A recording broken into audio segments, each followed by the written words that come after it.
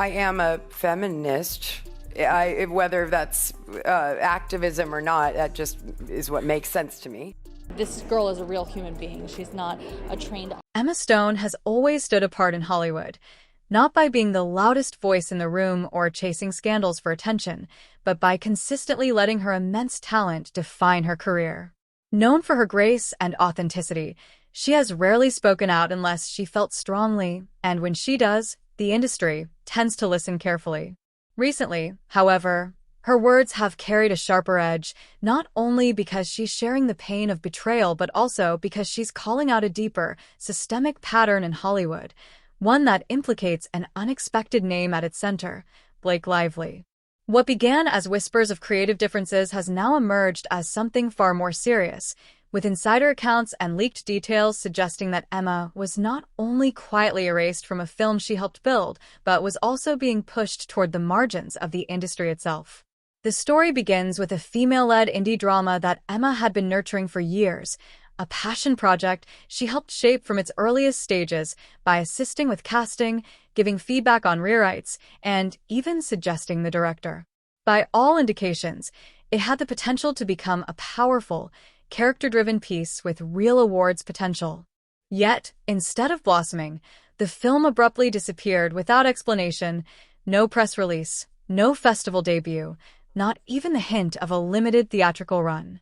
All that surfaced was a vague statement from the production team about creative restructuring, a term insiders know is often code for shelving a project indefinitely. Behind the scenes, crew members later revealed that Blake Lively's team allegedly pressured the studio to bury the film altogether, with one editor even claiming that powerful figures didn't want Emma's original cut to exist at all, suggesting a deliberate effort to erase both the project and her contribution. For Emma, who had invested years of passion and creativity into the film, the blow was devastating, though she handled it with her usual quiet dignity, choosing not to lash out publicly. Still, those close to the production described her private heartbreak at seeing something she had nurtured from the ground up vanish before it could ever be shared with audiences. What seemed at first like a painful setback soon appeared to be only the beginning of a troubling campaign, as new reports indicated that Emma's exclusion from the film was part of a broader push to sideline her within the industry itself. The suggestion that someone with leverage may have wanted her not only out of the project but out of Hollywood entirely paints a chilling picture of how power can be wielded behind closed doors. For an actress as respected and admired as Emma, such a revelation is shocking, but it also underscores her strength. Instead of responding with bitterness, she continues to let her work speak for her, even as whispers of betrayal raise bigger questions about who gets to shape Hollywood's narratives and at what cost. My gosh, there's so much fire. There's so much fire. No, it's for sure friendly fire. What's interesting is that, I would love to be like, yeah, we're competitive, but we really are rooting for each other.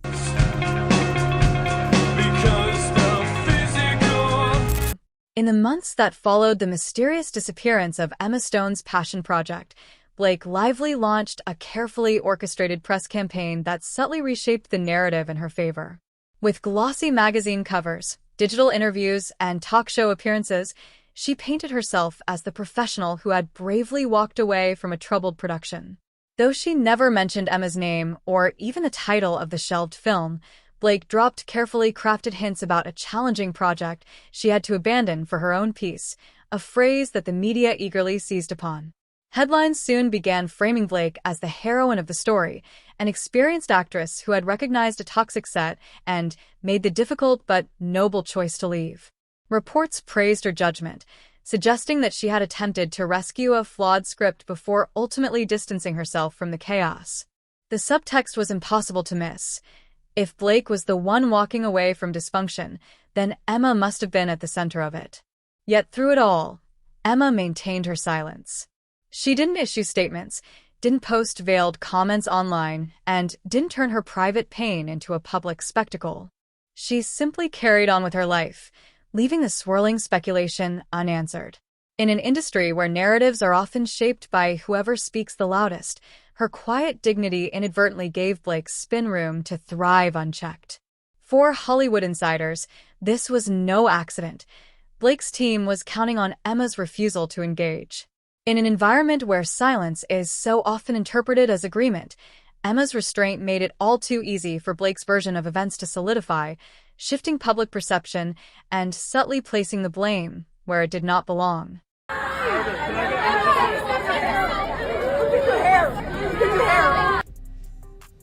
Two options. You either follow my rules or follow my rules. Capiche? Thank you. Losing a film is devastating, but for Emma Stone, the aftermath proved far worse than the disappearance of a single project. It marked the beginning of a quiet exile from the very industry she had helped elevate. Almost overnight, opportunities that once seemed guaranteed began slipping away. Her team noticed a troubling pattern. Movie offers that should have been sure things suddenly evaporated, producers who had previously been eager to work with her stopped returning calls, and a major streaming service quietly removed her from its shortlist of leading actresses for an upcoming prestige series. When pressed for answers, the responses were vague, the usual Hollywood euphemisms: "We're going in a different direction," or "We're passing for now, but we love her work," all thinly veiled ways of signaling hesitation without stating the real concern. The unspoken message was clear: Emma was being labeled as trouble. Yet that label made little sense. She had never been known for diva behavior, public scandals, or on-set disputes. The only shadow hanging over her was the meltdown tied to the shelved indie drama, a situation the media had begun framing as Emma's fault. According to multiple insiders, this shift was no accident, but the result of Blake Lively's camp quietly and strategically shaping the narrative. Her publicist, known for skillful media maneuvering, allegedly planted stories in select outlets, subtly seeding doubts about Emma's reliability until those doubts took root. In an industry where perception often outweighs truth and decisions are frequently made on whispers, such tactics proved devastatingly effective. By the time Emma's team fully grasped what was happening, the damage had been done. She wasn't officially blacklisted, but roles vanished, doors closed, and the silence from Hollywood was deafening. In every way that mattered, Emma was being pushed out. I broke my toe, but I wanted to wear heels. High fire. You see those wolf spiders? 4 months after the mysterious disappearance of her long-anticipated project, Emma Stone endured a wave of quiet speculation and unspoken doubt while the public remained largely unaware of what had truly transpired behind closed doors. Then everything changed with the leak of an unedited podcast segment, released anonymously, that exposed Emma's side of the story in a way no polished interview ever had. The clip, taken from the same conversation where she had once vaguely hinted at feeling erased, revealed a raw, unfiltered moment where her calm but firm voice carried the weight of frustration she had carefully hidden. "There's a difference between walking away from a project and pushing someone else out," Emma stated, making it clear that she could accept creative disagreements, but not the false narrative that cast her as the problem when she had been the one fighting for the story from the very beginning. Without ever uttering the name Blake, the implication was explosive. Emma had not been difficult, unreliable, or absent. She had been forced out. She described watching her scenes res hot or slashed, her character reduced to little more than a cameo in a film she had helped nurture, and then witnessing the project vanish while someone else publicly framed their exit as an act of courage.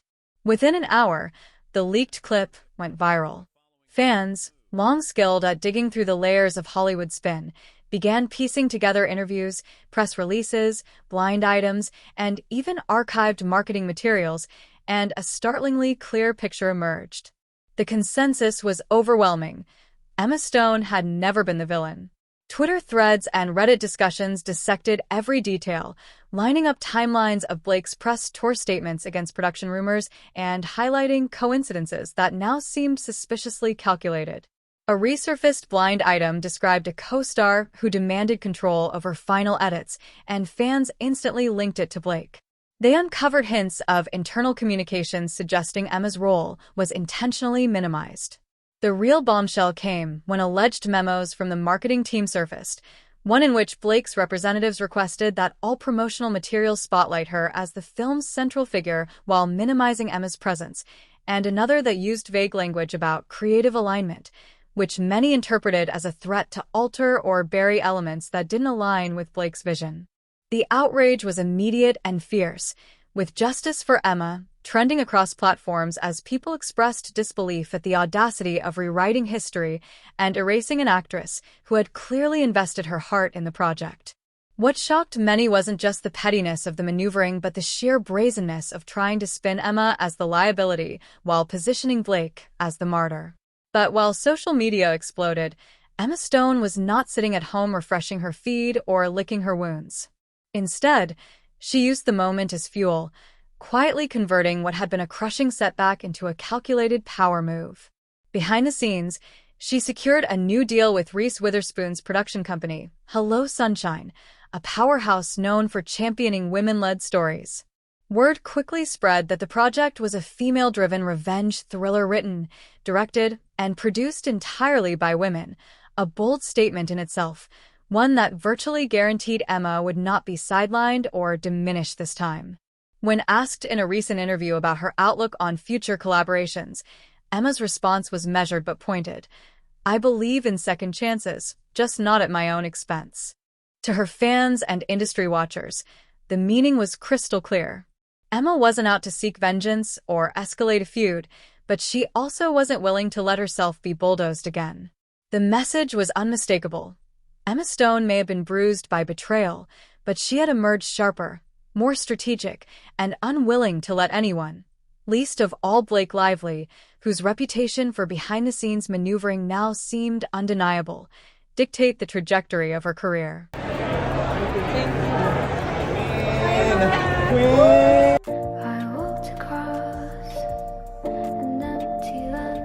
Some stories in Hollywood are designed to fade away, quietly swept under the rug until the public forgets they ever existed. But others refuse to die because they tap into something deeper than a single film or a fleeting feud.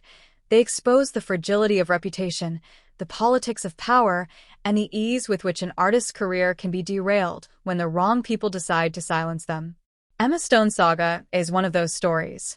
What happened to her is no longer just about a shelved indie drama or the fallout between two actresses. It has become a cautionary tale about erasure, manipulation, and the industry's obsession with image.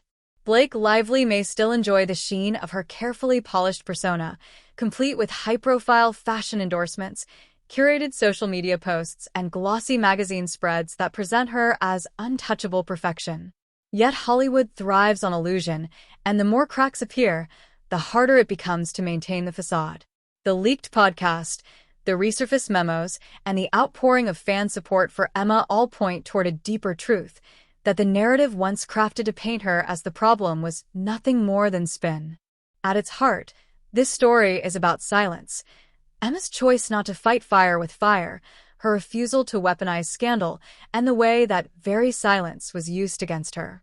It's also about resilience, because while some tried to bury her, Emma has turned the betrayal into fuel for a new chapter, one where her work and her voice cannot be overshadowed. She never asked to be the center of controversy. She never demanded to be a headline. She simply spoke her truth and let the world connect the dots. And now, that truth has done what PR strategies and gossip columns could never fully control. It has ignited a spotlight. What was intended to erase her has instead amplified her voice, reminding both fans and insiders that even in an industry of smoke and mirrors, truth has a way of breaking through. They tried to silence Emma Stone. Instead, they may have exposed themselves.